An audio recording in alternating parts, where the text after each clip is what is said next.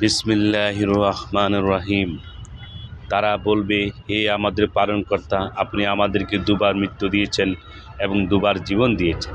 এখন আমাদের অপরাধ স্বীকার করছি, অতঃপর এখনও কি নিষ্কৃতির কোনো উপায় আছে কি?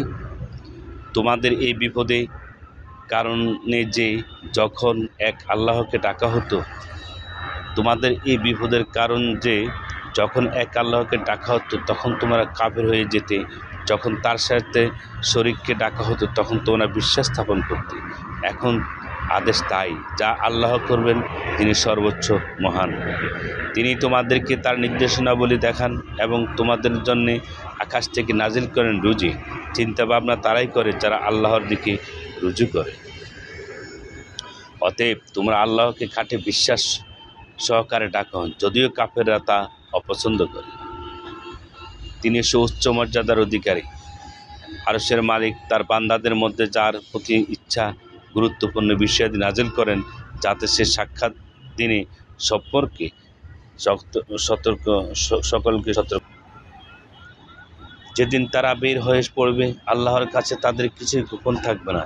আজ রাজত্বকার এক প্রবল পরাক্রান্ত আল্লাহ। আজ প্রত্যেকেই তার কৃতকর্মের প্রতিদান পাবে।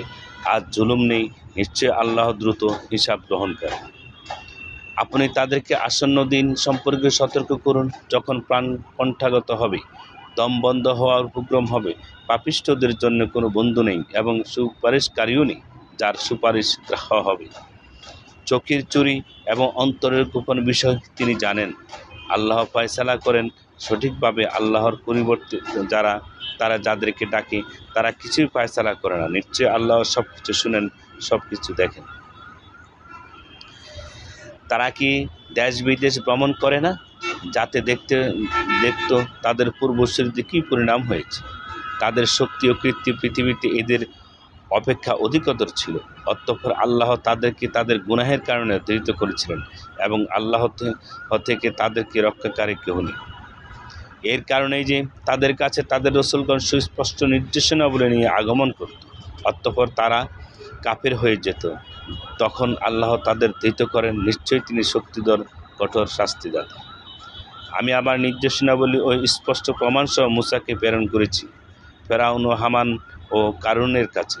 অতঃপর তারা বলল, সে তো জাদুকর, মিথ্যাবাদী। অতঃপর মূসা যখন আমার কাছ থেকে সত্যসহ তাদের কাছে পৌঁছল, তখন তারা বলল, যারা তার সঙ্গী হয় বিশ্বাস স্থাপন করে তাদের পুত্র সন্তানদেরকে হত্যা করো আর তাদের নারীদেরকে জীবিত রাখো। কাফিরদের চক্রান্ত ব্যর্থই হয়েছে। ফেরাউন বলল, তোমরা আমাকে ছাড়াও, মূসাকে হত্যা করতে দাও। ডাকুক সে তার পালনকর্তাকে। আমি আশঙ্কা করি যে সে তোমার ধর্ম পরিবর্তন করে দেবে এবং সে তোমাদের ধর্ম পরিবর্তন করে দেবে এবং সে দেশময় বিপর্যয় সৃষ্টি করবে।